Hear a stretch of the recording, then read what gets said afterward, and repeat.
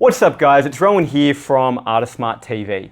And English is one of those subjects that a lot of students I think love to hate when it comes to Year 12 and the HSC. And unfortunately, it's compulsory. It's one of those subjects we have to do. And so it can be incredibly frustrating and downheartening when you get an English assessment result back that is not so great and that is a little bit of a slap in the face, particularly if it's your first assessment for Year 12 as well.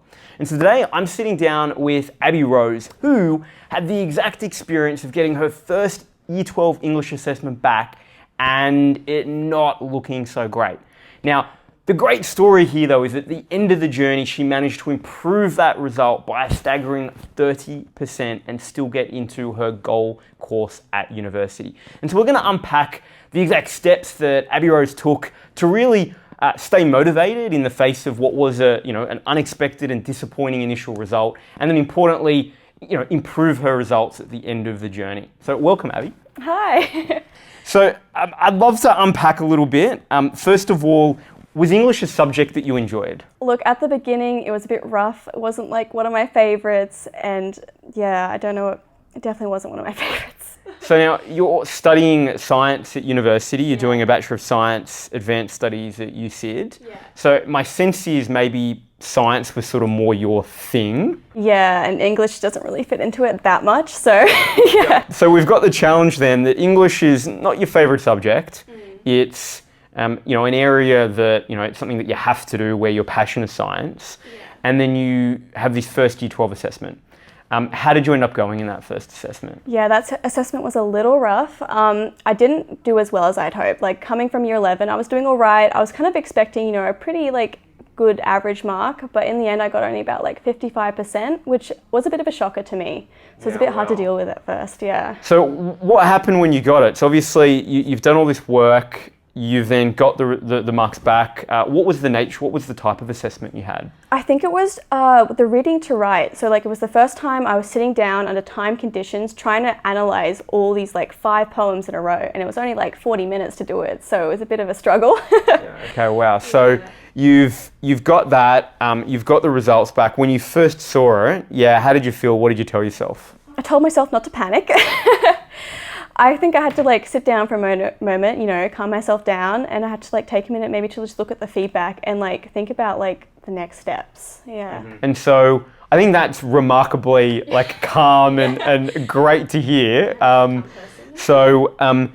You then identified, okay, great, and I'd love to unpack in a moment what exactly went into that process of working out what went wrong and how to change it. But if we fast forward for a moment to the end of Year 12, so that's the beginning of the journey, and it's, as you said, it's a little rocky.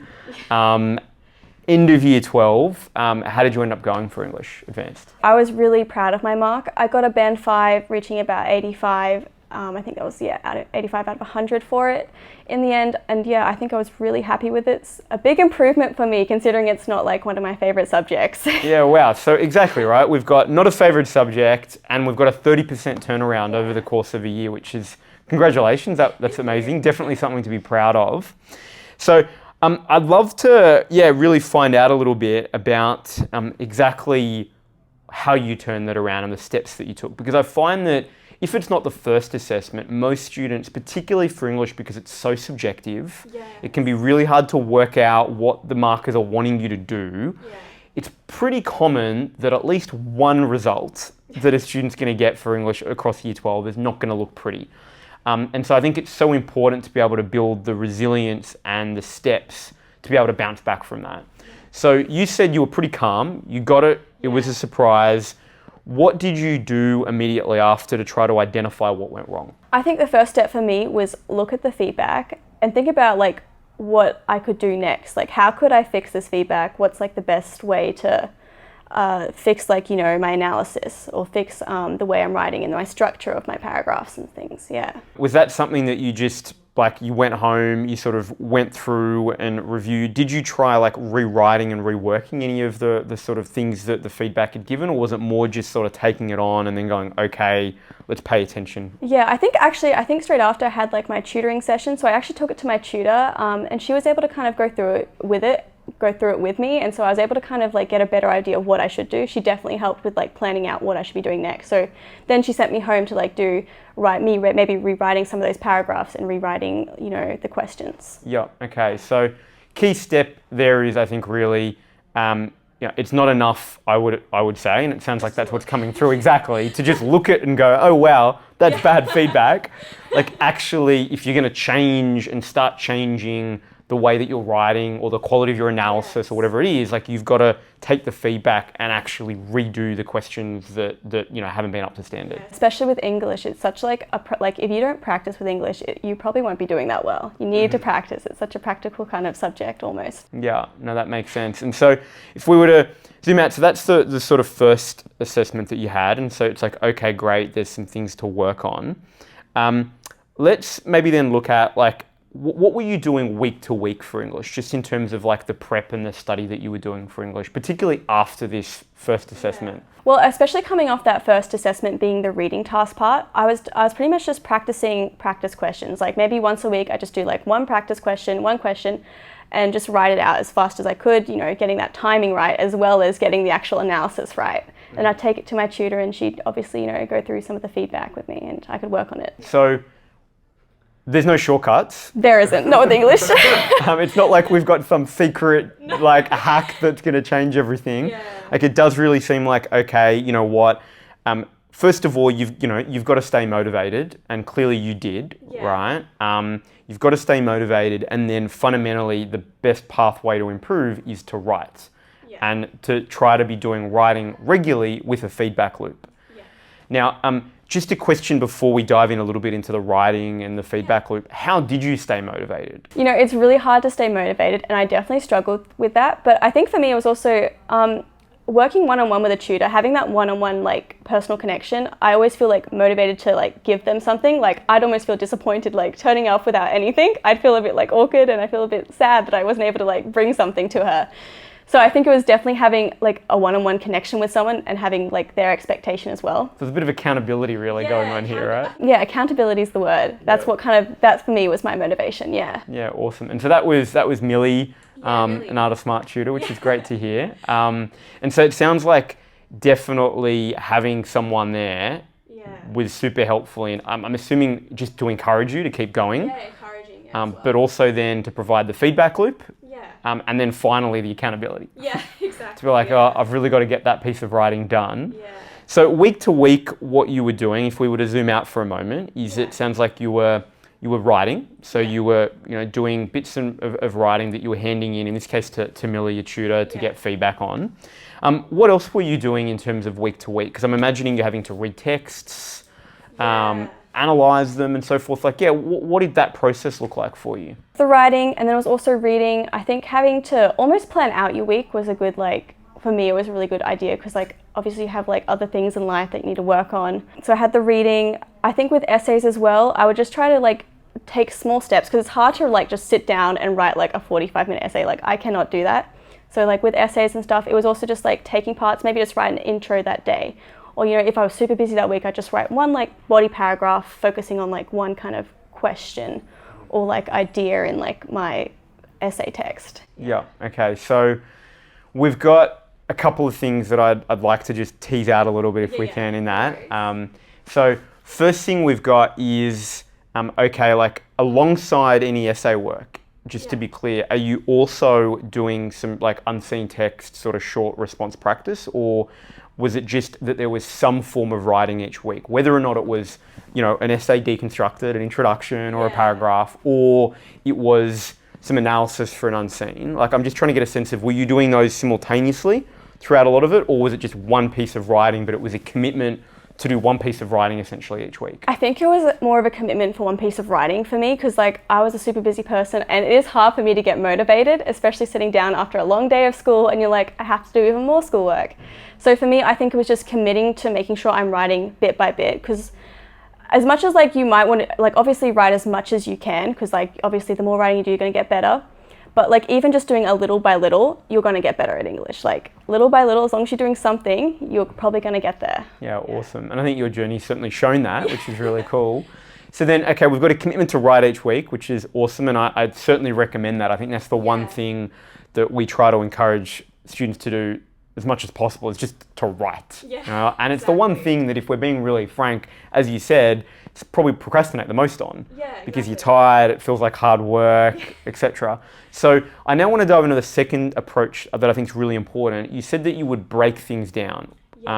So tell me a little bit more about the approach you took, because I think that's really important. Like, the smaller we can make a task, the more likely. Yeah, exactly, right? The more likely we are to do it. So how did you approach breaking sort of English down into smaller chunks so that you were less likely to procrastinate? Yeah, so I think it's also breaking them down into modules and maybe what you're doing in class. So like maybe that day you've done like just kind of one poem or text you might have analysed, maybe just doing like a little bit of writing. Your teacher might have given like some sort of question, just making sure you do maybe that one question they've given you, or like if they've given you multiple, even just one, So making sure you focus on that writing still.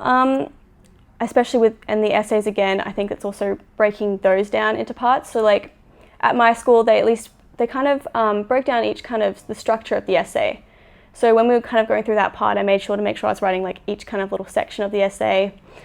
And yeah, cool. So it's really thinking about each bit of work that you're getting much more, not as a whole, but to go, okay, great, what are the some parts of this? And then, okay, let's make some small commitments to do at least a little bit of this, whether or not it's once a week, or probably I'm imagining before assessments it needed to be a little bit more. Definitely. So to dive in a little bit more here then, I find that analysis is one of the areas that students struggle with, right? So I think, it's not incredibly difficult to read a text and find examples, right, that you might want to use, but it's then often the next step of going, well, how do I take these examples and then say something sophisticated about them? So how did you develop that skill? I think through writing practice, but also when you're reading the text, I'm quite like a methodical thinker. So I like having kind of steps when I'm thinking about it. So like step one kind of was like to read the text and maybe pick out some parts that kind of seemed interesting. And then step two, kind of look deeper into it. Maybe try and notice even some like techniques that you could mention. So if there's some alliteration or enjambment or something like that. And then step three, I think, was almost, you kind of got to start writing. Because I found, especially at the beginning, I would kind of start writing and it was kind of a bit of like just a blurb of nothingness. And then kind of by the end though, I would almost have it like there. So I think it was practicing that and almost kind of getting rid of that blurb at the beginning and getting straight to kind of like the point of like that analysis. So 3 steps. And so you were doing that as you were reading the text, is that right? Yeah, like almost like marking on your paper, marking like where do you want to like maybe like a circle around, the part that I want to do, then maybe some like underlining bits that I actually want to quote or like put in or focus on exactly, And then where did you keep all of that? So once you had marked up or annotated the book or the poem, whatever it is that you were working on, like what did your notes for English look like? I work online a lot, so on my laptop, and obviously it was like touch, so I was able to kind of write on it. I think I just kept it all kind of in a folder. I like to organize them into modules specifically, so I can easily go into where I want, or if I'm doing an assessment, keep them into like maybe an assessment file and stuff, And then structurally those notes then, would they sort of structured around those sort of 3 steps that you highlighted? So you would have like, you would read the text and then, so I guess what I'm trying to understand is, was your notes like just the paragraphs that you were writing, and so you would jump straight from reading the text and annotating to like trying to write a paragraph?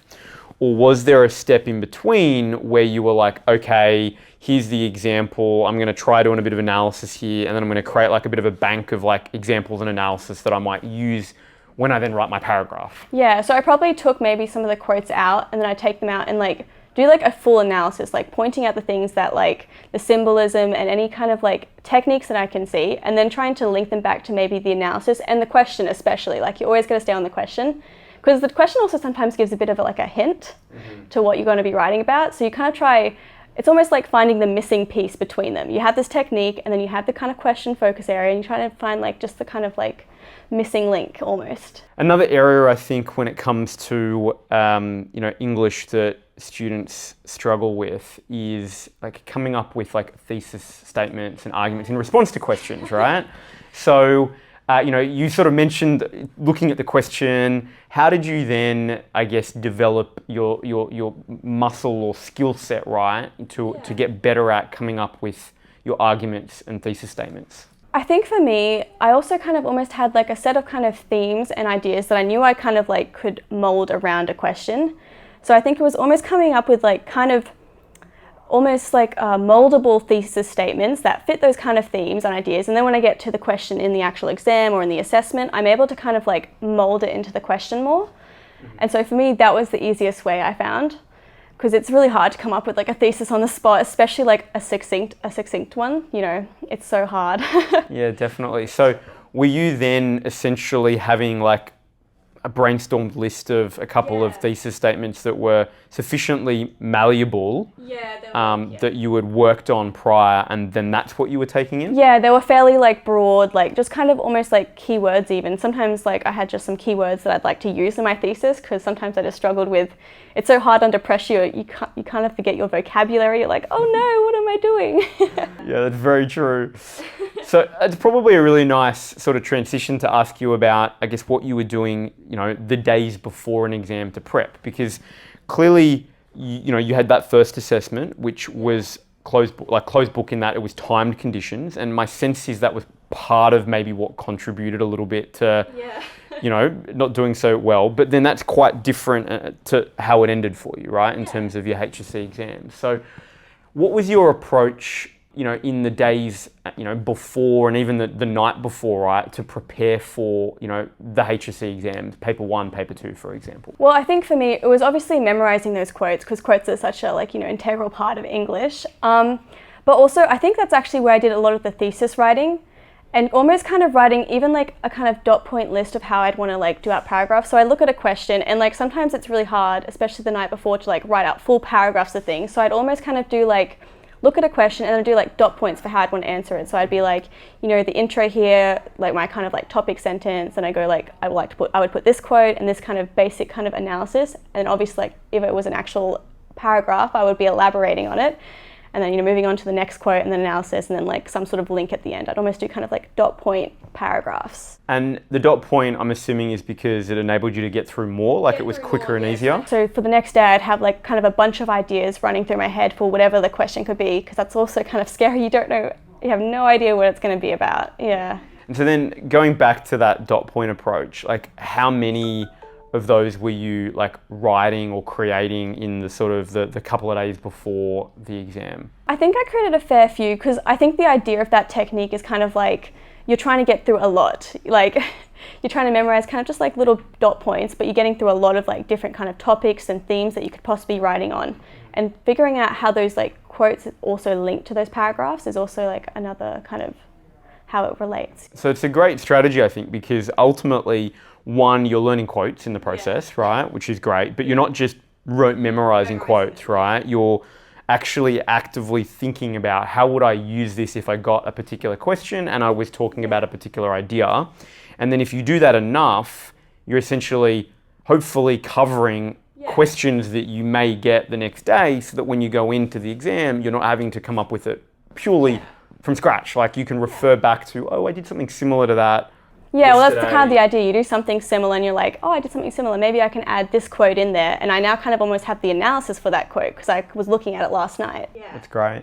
And how did you manage your sort of time and any of the stress and the pressures in the exam for English? Because I know that's also an area that students struggle with, either because, you know, they've got lots to write, or B, because they're struggling to work out what to write. So yeah, what would you have any tips for students based on your experience on how to best manage the time and the stress in the exams for English? Yeah, I think for me, I always just try to look at marks. Like what questions are worth most, you know, like if you are struggling for time, you know, it happens. I think the best thing to do is maybe just focus on those larger mark questions, and maybe like if you have to even like do like a really basic analysis for one. Like I've always been told though, try to write down something, like, because you might get 1 mark, you know, even if you don't have time, there might be like a 1-2 mark question. You just write down maybe a little something, even if it's just a thesis statement, then you can move on to like a larger mark question and try put most of your effort and time into there. Because if you could get those large marks, it's way better than losing just 2 marks. Yeah, definitely. No, that's very true. Yeah.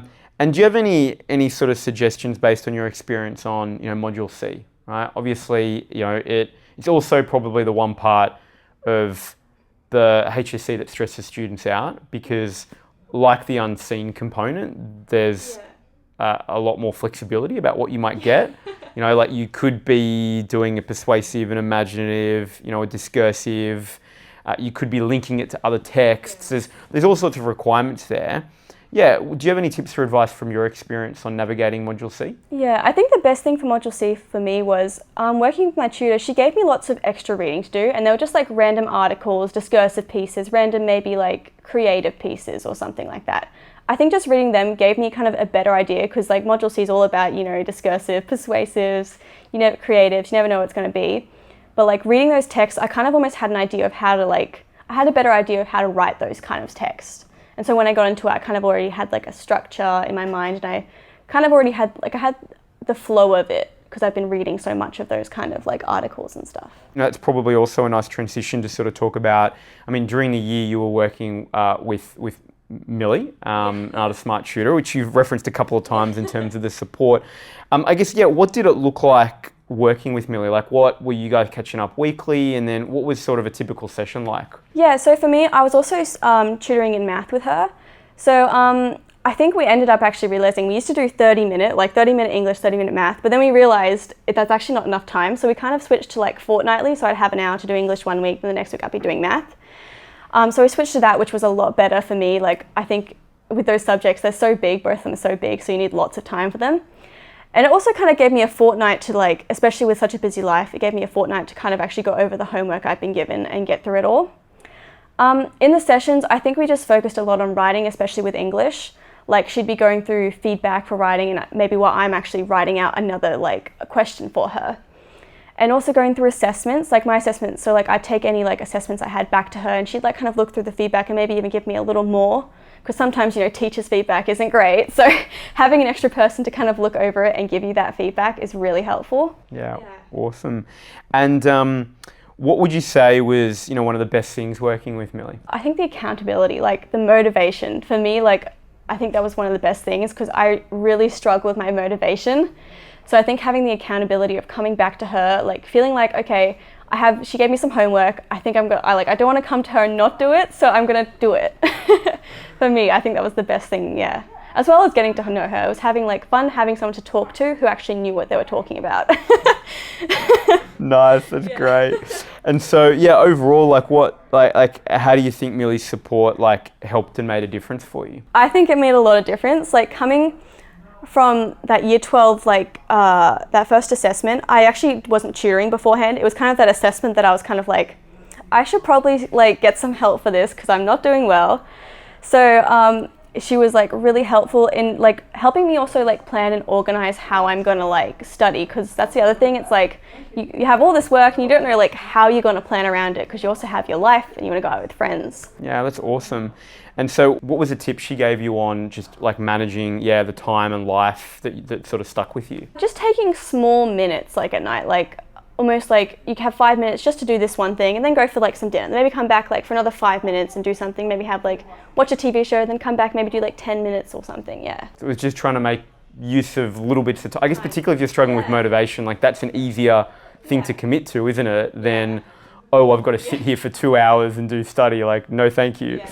Amazing. So just to sort of wrap up, overall, do you have any other tips or advice that you would give to students who are studying HSC English, maybe not enjoying it that much and struggling with it? I think don't panic. You're going to get there in the end.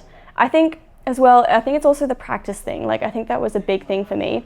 Like, everyone was kind of telling me, oh, you need to do all this English practice, you need to keep practicing. And they have a point, and then you kind of like, it almost demotivates you more when they're like, you have to go do all this practice.